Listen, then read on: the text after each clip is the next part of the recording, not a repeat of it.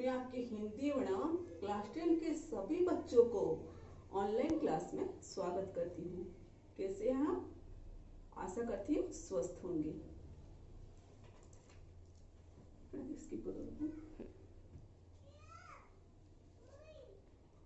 आज हमारा पठन का विषय है साक्षी। साक्षी तो इसके रचयिता हैं कबीरदास जी। इसके रचयिता कौन है? कबीरदास जी। कबीरदास जी का समय सीमा 1398 से 1518 माना जाता है, यानी कि उन्होंने 120 वर्ष की उम्र पाई थी।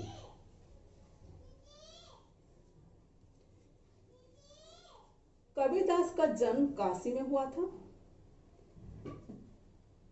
उनके गुरु स्वामी रामानंद जी थे। कबीरदास जी जीवन के अंतिम समय यानी कि कुछ वर्ष मगहर, जो कि उत्तर प्रदेश में है, बिताए थे और वहीं पर उन्होंने चिर निद्रा में लीन हो गए। बच्चों, इसके बाद हम लोग ये बताएंगे कि इनकी कविताएं जो होती है सीधा मार्ग को छूती है तथा जीवन जीने की कला सिखाती है। कबीरदास भक्ति काल के निर्गुण भक्ति धारा के ज्ञान श्रेणी शाखा के क्रांतदर्शी तथा समाज सुधारक कवि थे। क्रांतदर्शी का अर्थ है, ध्यान दो, क्रांतदर्शी का अर्थ है त्रिकालदर्शी अर्थात सर्वज्ञ। ठीक है। कबीरदास भक्ति काल के कवि हैं, तो भक्ति काल के इनके युग में सामाजिक, राजनीतिक, धार्मिक विषयताएं जब चरम सीमा पर थी, तो उन्होंने निर्भय होकर अपने अनुयायियों के साथ भिन्न भिन्न स्थान भ्रमण करते हुए इनका माने ये जो कुरीतियां है, ये जो अंधविश्वास है, इसका विरोध किया था। ठीक है। वे अपने सत्संग में एक और सामाजिक बुराइयों, बाह्य आडंबर का खुला विरोध किया, तो दूसरी ओर आत्मा परमात्मा के मिलन के भावपूर्ण गीत गाए हैं। उन्होंने समाज को प्रेम, सत्यता, समानता एवं भातृत्व का संदेश दिया है। वे शास्त्रीय ज्ञान की अपेक्षा अनुभव ज्ञान को अधिक महत्व देते थे। वे मानते थे ईश्वर एक है, ईश्वर का कोई रूप नहीं है, वो अरूप है, वो निराकार है, शून्य है, क्योंकि वो निर्गुण भक्ति धारा के कवि हैं।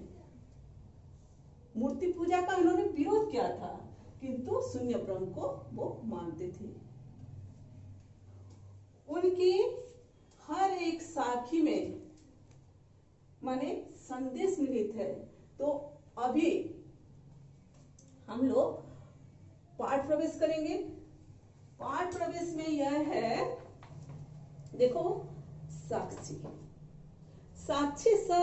साक्षी शब्द का ही तत्व प्रूफ है। बच्चों, ये जो साखी है वो साक्षी शब्द से विकसित हुआ है, यानी कि साक्षी संस्कृत शब्द है और साखी उसका विकसित रूप है, क्योंकि ये तत्व कहा गया है और पहले से हम लोग स्रोत के आधार पर शक्ति भेद पढ़ चुके हैं, तो तत्व आप समझते होंगे।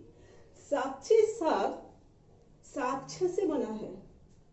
साक्ष्य यानी कि जिसका अर्थ होता है प्रत्यक्ष ज्ञान। प्रत्यक्ष ज्ञान का अर्थ है सामान्य अर्थ, जो कि आंखों के सामने होने वाला। बच्चों, इसका नोट बना लो। प्रत्यक्ष ज्ञान का सामान्य अर्थ है आंखों के सामने होने वाला, और विस्तृत ज्ञान है 5 इंद्रियों के समक्ष होने वाला ज्ञान, जो कि यह ज्ञान प्राप्ति का साधन माना जाता है। ठीक है। बे यह प्रत्यक्ष ज्ञान गुरु शिष्य को प्रदान करता है। तो हम लोग ये भी सुनेंगे कि इनका जीवन का ये जो गुरु शिष्य को प्रदान करता है, परंतु उनका जीवन का एक और आधार था, कथनी की उपेक्षा वो करनी को जीवन का आधार मानती थी।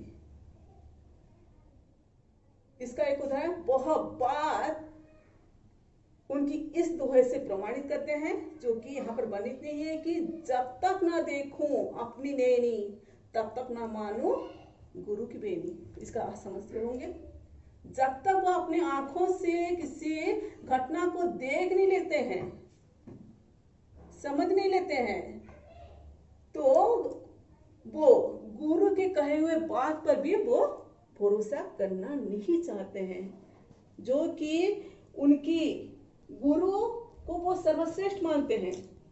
तो और गुरु को वे ईश्वर से भी श्रेष्ठ मानते हैं, जैसे कि और एक उनके दोहे में यह वर्णन भी पाया जाता है कि गुरु गोविंद दो खड़े काके लागू पाए, बलिहारी जाओ गुरु अपने, जो कि गोविंद देवता है, क्योंकि वो भगवान का माने मार्ग बताते हैं। तो इसीलिए गुरु के लिए सर्वश्रेष्ठ, ईश्वर से भी श्रेष्ठ गुरु है। तो गुरु को भी मतलब जब तक वो अपने आंखों से देख नहीं लेते हैं, तब तक वो भरोसा नहीं करते हैं। तो इससे यह पता चलता है कबीर एक अनुभवी संत थे। संत संप्रदाय में अनुभव ज्ञान की ही मात्रा था। तो आप समझ सकते हैं संत संप्रदाय का माने महत्ता क्या है, शास्त्रीय ज्ञान की नहीं, क्योंकि ये जो दो प्रकार के ज्ञान यहाँ पर बताए गए हैं, शास्त्रीय ज्ञान, जैसे कि ज्ञान दो प्रकार के हैं हम जानते हैं, एक शास्त्रीय ज्ञान होता है और एक होता है अनुभवी ज्ञान। ठीक है, तो माने ये जो है संत संप्रदाय है, तो अनुभव ज्ञान को महत्व दिया जाता है। कबीर का अनुभव क्षेत्र विस्तृत था,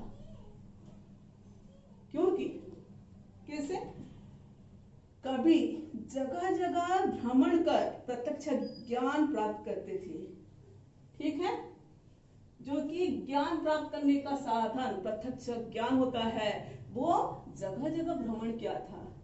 और कबीर जगह जगह भ्रमण करके तो उनके द्वारा रचित साखियों माने अलग अलग भाषाओं में पाई जाती है, जैसे कि अवधी, राजस्थानी, भोजपुरी और पंजाबी आदि ये सब। तो उनकी भाषाओं को पंचमेली खिचड़ी कहा जाता है, या फिर उनकी भाषा को हम सतुकड़ी कह सकते हैं, जो कि आपके माने प्रश्न उत्तर विभाग में ये प्रश्न भी है, इसको भाषा के ऊपर ध्यान दो।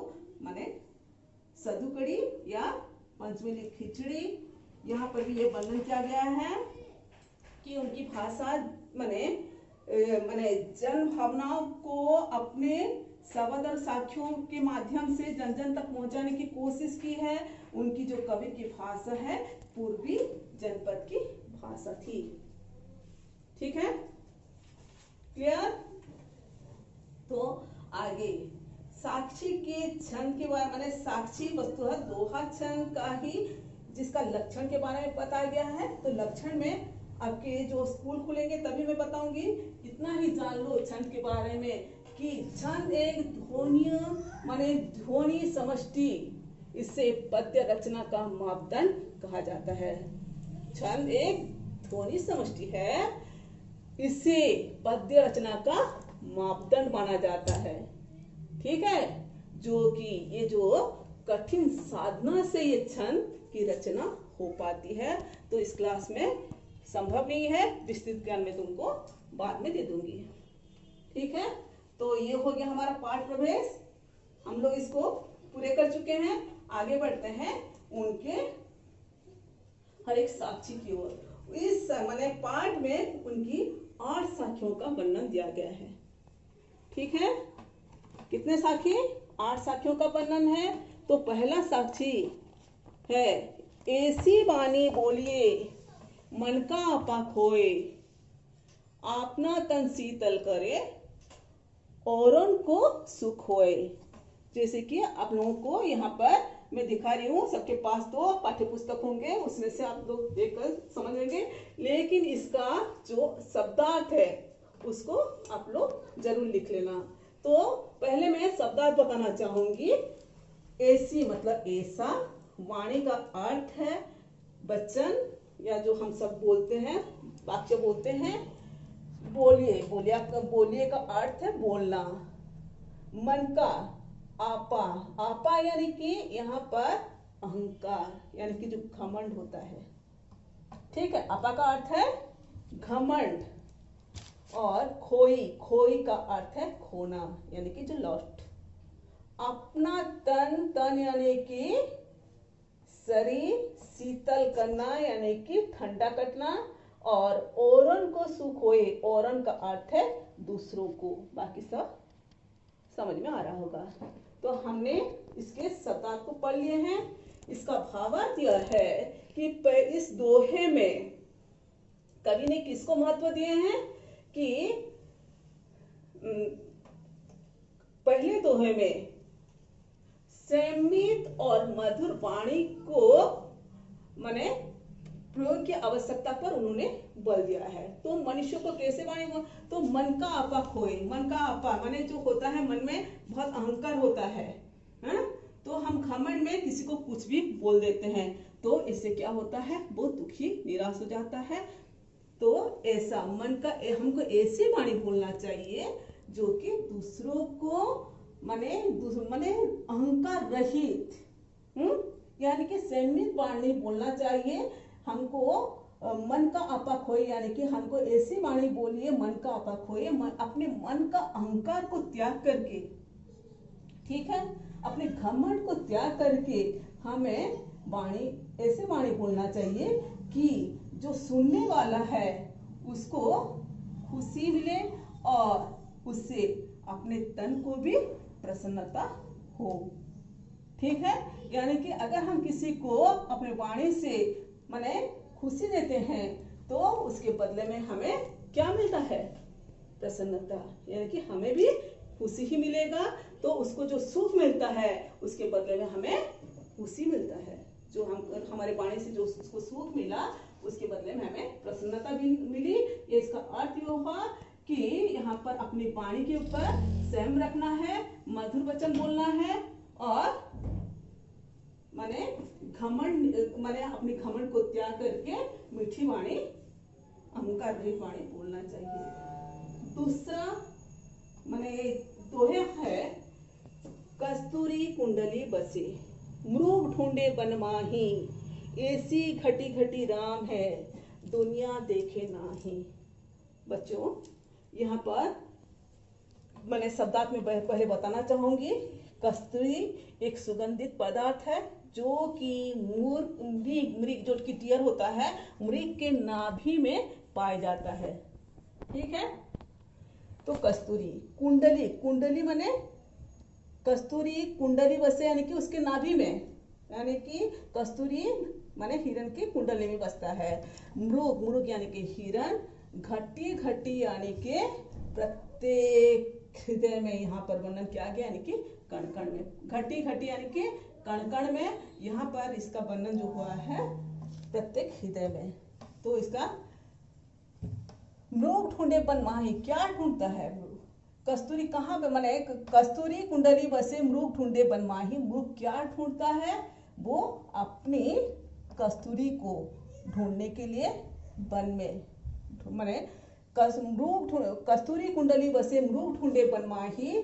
तो जो कि मृग के नाभि में कस्तूरी होती है, लेकिन उसे अनजान होकर वो क्या होता है, उस सुगंधित पदार्थ को पाने के लिए वो बन बन यानी कि माने भटकता रहता है, बन बन वो भटकता रहता है। ऐसे घटी घटी राम है दुनिया देखे नहीं। कस्तूरी जैसे कि उसके नाभि पर होने पर भी मृग को वो उसका ज्ञान नहीं होता, अज्ञानतावश वो क्या करता है, बन बन भटकता रहता है। तो ऐसे ही मनुष्य भी अपनी अज्ञानता के कारण, हमारे हर हृदय में भगवान है, हमने हर कण कण पर भी ईश्वर है, लेकिन हम ईश्वर को ढूंढने कहाँ जाते हैं? मंदिर, मस्जिद, गिरजा, गुरुद्वारा आदि स्थानों पर भटकते रहते हैं और ना पाकर निराश भी हो जाते हैं कि हमने इतना पूजा किया, अर्चना किया, लेकिन ईश्वर की प्राप्ति नहीं पाई, इतना उपवास किया, सब व्यर्थ है, ईश्वर नहीं है। ये सब हम ईश्वर को दोष देते रहते हैं, लेकिन ये हमारी अज्ञानता है। कबीरदास के विचार से हमारा जो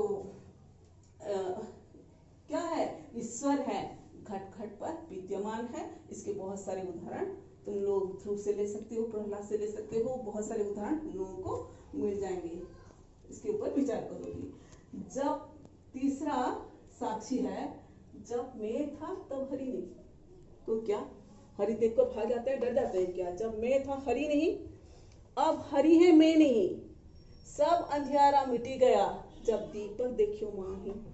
तो यहाँ पर इसका पहले अर्थ बताऊंगी। मैं यानी कि अहंकार, यहाँ पर मैं का अर्थ स्वयं नहीं है, मैं का अर्थ है अहंकार। यहाँ पर अहंकार को बताया गया है। दीपक का अर्थ है दिया, माही यानी कि अंदर, माही का अर्थ अंदर, अंधियारा, अंधियारा यानी कि अंधेरा, मिटी गया यानी कि नष्ट हो गया। किस तरह से अंधेरा नष्ट हो जाता है? क्या अंदर कैसे अंधेरा नष्ट होता है, इसको देखते हैं। तो जब मैं था तब हरि नहीं, तो यहाँ पर मैं यानी कि स्वयं को ना कहकर यहाँ पर मैं यानी कि अहंकार को कहा गया है। जब तक मनुष्य के अंदर अहंकार होता है, मन में घमंड होता है, तब उसके पास हरि का पास नहीं होता। हरि यानी कि ईश्वर, भगवान, जो कि विष्णु का अवतार श्री कृष्ण को माना जाता है। जब मैं था तब हरि नहीं, अब हरि है मैं नहीं। तो इसका अर्थ क्या? हरि आ गए तो वो डर के भाग गया उनका विशाल रूप को देखकर, ऐसा नहीं है। यानी कि अब हरि है, यानी कि उसके अब हरि है मैं नहीं। यहाँ पर मैं यानी कि वो स्वयं को नहीं, बल्कि माने उसके अहंकार को कह रहा है। उसका माने अहंकार जब दूर हो गया, जब उसका अहंकार दूर हो जाता है, तब जाकर हरि की प्राप्ति उसे होती है। तो सब अंधियारा मिटी गया, जब दीपक देखियो माही। जब ये जो अज्ञानता के कारण वो हरि उसके निकट नहीं थे। अंधियारा यानी कि यहाँ पर बताया गया है अंधेरा, जो अंधेरा जो है क्या है? अज्ञानता का प्रतीक है। अंधेरा क्या है? अज्ञानता का प्रतीक है। यहाँ दीपक ईश्वर का प्रतीक है। समझ में आ रहा है? तो अभी जो ये सब अंधेरा मिटी गया, जब मतलब उसका ज्ञान की प्राप्ति हुई, माने जब उसके मन में जब उसके हृदय में ज्ञान का उदय हुआ, तभी जाकर दीपक माने ईश्वर के दर्शन उसे हो पाए। क्लियर?